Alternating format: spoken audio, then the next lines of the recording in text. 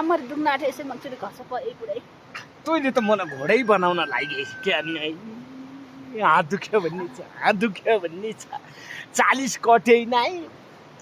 बढी समस्या दिन लागि क्या कुरा दाम त बड्डा पनि बुढेसकालमा भाइ सहारा भनेको बुढ्ढा बड्डी हो छोराछोरी हुर्किने भए ठुला हुने भए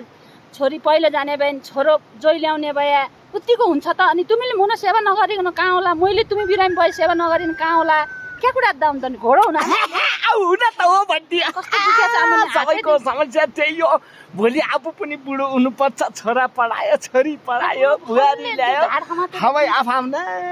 धन्दामा गइहाल्दा अनि चाहिने उही बुढाबुढी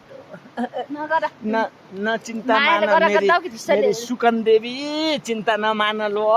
तिम्रो लागि म पुरै जिउ मालिस श्याम श्याम गरिदिन्छु ल